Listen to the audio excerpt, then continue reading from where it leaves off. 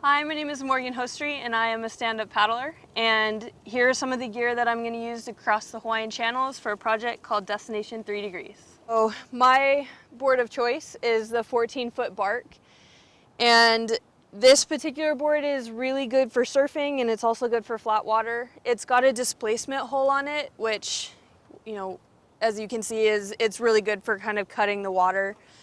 And it slices through the water really well. It doesn't have quite as much nose rocker as like the Nash, but it does catch the swells pretty good. And this particular board is one that I'll use for one of the channels with the bigger ocean swell.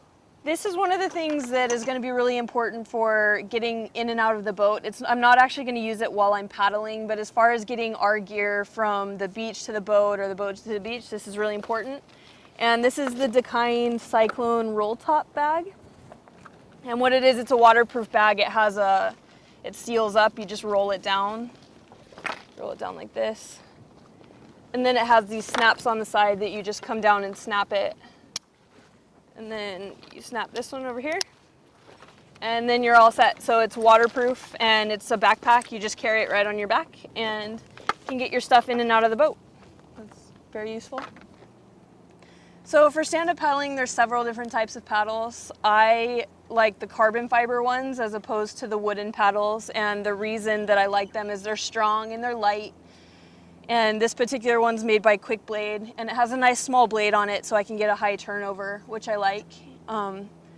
This one is all carbon fiber, and so it's a little bit stiffer on my shoulders, and they also make ones with fiberglass blades. I like those too, but for this particular trip, I'm gonna go with the all carbon fiber one. As far as sunscreens go, sunscreen is a really highly personal thing and everyone has the kind that they like the best. Jenny likes Waterman's and that's the one that she chooses. I tend to go with the Vertra one. I like the Shane Dorian SPF 38 one. It has a brownish tint to it, which I like, and it doesn't run in my eyes and it doesn't sweat off. So I really like the Vertra. This is a hydration pack. This one's actually made by Decaying. It's called the Decaying Waterman pack. And it's the same sort of things that runners use. It fits on your back and it has some water inside, so you can have water as you're going along. And any successful channel crossing, you definitely need to drink a lot, so this is one of the more important things that I have to help me along the way. Okay, so for stand-up, there's a lot of movement. Your hips are moving and your shoulders are moving, so it's really important that you find a suit that stays on. And I have been lucky to find one, and it's from a company called TM Surf. And they're based on suits that were actually from the 60s at San Onofre. So they kind of have this old retro style that I really like. And they've got this, I don't know if you can tell, but they have a cross back on them so it stays in place on your back. And they just fit really well and they stay on. So as far as equipment that I wear is concerned, the TM suit is definitely the way to go. Trip is complete without a disaster or two, so there's a few things that I have to kind of avoid that problem, one of them being duct tape. This is one of the most important parts of any successful trip, is some duct tape. And the second most important thing is a screwdriver. You always need a screwdriver, whether it be to fix your fin or whatever. It's always good to have one. This one's called the Cool Tool and it's from Decaying.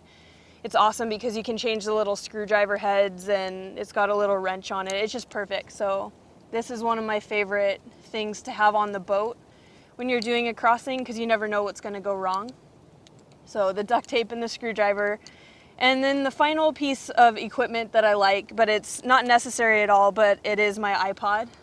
Because when you're paddling for 50 miles, you get really kind of, your mind can take over, and so the iPod helps for you to keep your thoughts under control and maybe put you in a happier place than you are sometimes halfway through the channel. So this is a waterproof housing that's made by H2O Audio, and it comes with these headphones that are also waterproof, and it just really is an important part of my personal channel crossing. So these three things, they may seem little and insignificant, but to me they're really important and they help me along the way. Okay, so all of this gear is what I personally use to cross the channels. It's obviously a really personal thing and everyone likes something different, but this is what I use and hopefully it's useful to you.